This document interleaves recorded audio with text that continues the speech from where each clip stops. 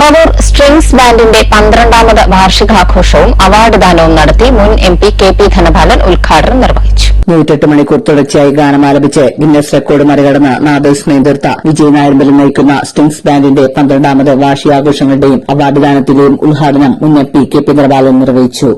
12 വർഷം ഒരു സംഘടനയെ സംബന്ധിച്ചിടത്തോളം അത് വലിയൊരു കൂട്ടായ്മ.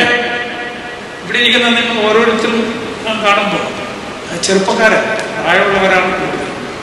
പ്രായമുള്ളവർ അവരുടെ ജീവിതകാലത്തിൽ ഒരുപക്ഷെ ഇത്രയും ഒരു കൂട്ടായ്മയിൽ പങ്കെടുക്കാനും ആസ്വദിക്കാനും ഇവിടെ നിങ്ങളൊക്കെ പാടാൻ ധൈര്യമുള്ളവരാണ്. കാരണം അതിൻ്റെ കുറ്റവും കുറവും ഒക്കെ പരസ്പരം മനസ്സിലാക്കിയിട്ടുള്ളവരും അങ്ങനെ പരിശീലിച്ച് നന്നായി പാടി തെളിഞ്ഞവരൊക്കെയാണ് ഇവിടെ ഇരിക്കുന്നത്. പ്രത്യേകിച്ച് വിജയ് നായർമ്പലത്തിൻ്റെ ശിഷ്യത്തിൽ ഏത് പാടാത്തവരും പാടിപ്പോയി.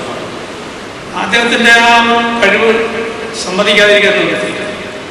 പക്ഷെ നമ്മുടെ പല നേതാക്കന്മാരും പാടി വരുമ്പോഴേ വന്ദേമാതരം പാടി കിടക്ക് വെച്ച് നിങ്ങൾ TV കണ്ടു കാണും. പലരും തെറ്റിച്ചാണ് പാടുന്നത്.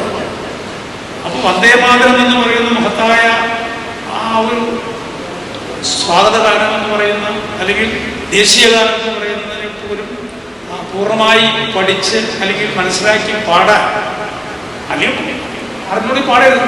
വൈകുന്ന മുമ്പിൽ വന്ന് തെറ്റിച്ചു പാടുമ്പോൾ നമ്മളെ കുറിച്ചുള്ള അവഹേളനം എന്താണ്?